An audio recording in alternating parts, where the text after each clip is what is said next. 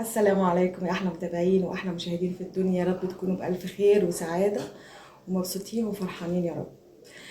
النهارده كان ماتش الاهلي والاسماعيلي والنتيجة كانت 2-1 للاهلي. كنت عايزة اتكلم على التحكيم شوية، وكنت عايزة اتكلم على كابتن ايهاب جلال، وكنت عايزة اتكلم عن النادي الاسماعيلي ولكن غيرت رأيي وقلت خلاصة الماتش كله 3 نقط مهمين للنادي الأهلي في مشوار الدوري، وألف مبروك وحظ سعيد لنادي الإسماعيلي، ويا رب نشوف النادي الإسماعيلي دايما في أحسن حال والأحوال تتغير وتتصلح للأحسن إن شاء الله. لكن أنا كنت جاية النهاردة عشان أكلمكم في حاجة مهمة جدا وشغلة الناس كلها دلوقتي.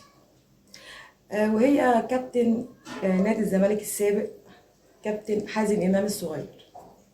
كابتن حازم امام تقريبا يعني معرفش ياخد الترند وهو لاعب غير في حاجه ما كانتش في صالحه. كان خد الترند كده في فتره، وكان بيتخانق بالسكاكين كده مع واحد من زمايله، ففكر بقى انه ياخد الترند الايام دي، بس معرفش يلعبها صح. انا بس كنت عايزه اساله سؤال، يعني حضرتك دلوقتي بتشتغل متحدث رسمي باسم جماهير نادي الترجي؟ لو انت شغال دلوقتي متحدث رسمي باسم جماهير نادي الترجي انا افرح لك والله، كلنا نكون مبسوطين. او انت مثلا بقيت عضو في مجلس الاداره او حاجه زي كده، تعرفنا برضو. ما اعتقدش ان انت ولا اشتغلت هنا ولا اشتغلت هنا، بس انت جاي تقول اي كلام وحاجه ما تخصكش وحاجه انت مالكش فيها، يعني ما اعرفش انت بتتكلم فيها ليه.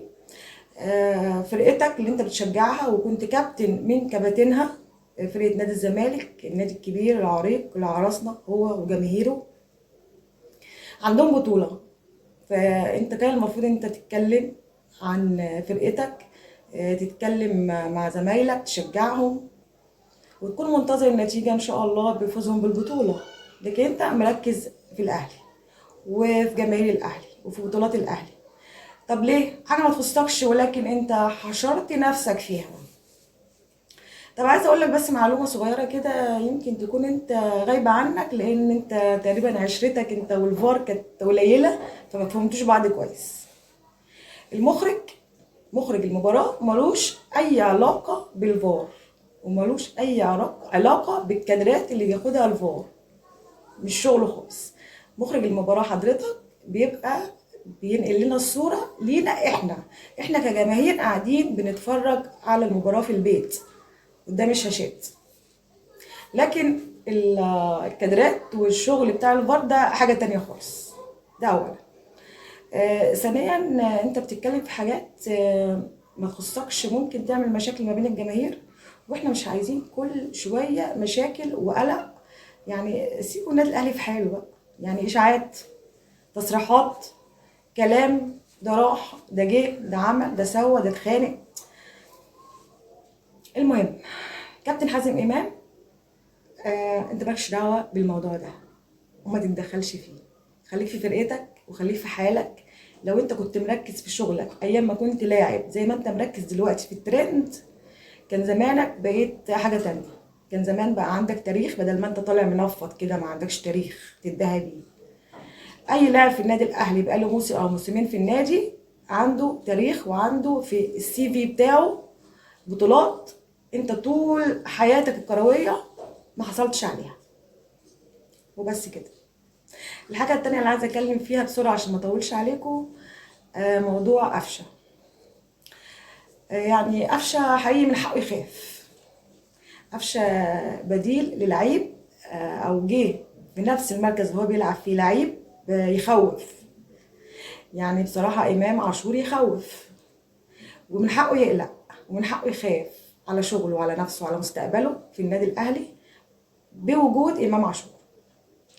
مش هتكلم عن امام عاشور، الناس كلها عارفة امام عاشور ايه، بس تخيلوا كده ان يكون لاعب جاهز للماتش متمرن، ومش راجع من اصابه ولا عنده اصابه ولا عنده شك ان هو يكون عنده اصابه، وفي ماتش مهم زي ماتش مازيمبي اللي كان بيتلعب هنا في مصر، والمكان اللي بيلعب فيه محتاجه فعلا ان هو ينزل، والكوتش يفضل عليه لعيب راجع من اصابه ولعيب يعني ما لعبش حتى نص ساعه، وينزل في ماتش مهم زي ده والفرقه محتاجه فعلا ان هي تكسب، ينزل مكانه. فمعلش هو من حقه يخاف، من حقه يتعصب، من حقه يقلق، من حقه ان هو يتوتر، من حقه ان هو يتكلم برضه. نيجي هنا في نقطه صغيره لازم ما كنتش عايزه اتكلم فيها قبل كده، لكنها خلاص ده جه وقتها، وهو دور مدير الكوره كابتن خالد بيبو. ازاي كابتن خالد بيبو يصدر اللعيب للكوتش وش كده وهو متعصب ومتضايق؟ دورك هنا يا كابتن ان انت كنت تقعد مع اللعيب لوحدك، تتكلموا، تهديه، تحاول تطمنه، تحاول تشجعه، تحاول ان هو لما يجي يتكلم مع الكوتش يكون هادي واعصابه هاديه. حتى لو هو عايز يتكلم معاه في كلمتين مفيش مشكله ان هو يتكلم معاه، بس يكون هادي، يكون وصل لدرجه ان هو ما يتعصبش، ما يقولش كلام من غير مسؤول، ما يزعلش الراجل منه. واحنا عارفين ان كابتن كولر يعني الناس بتوع سويسرا دول ناس ملتزمين جدا جدا، وعندهم الشغل شغل.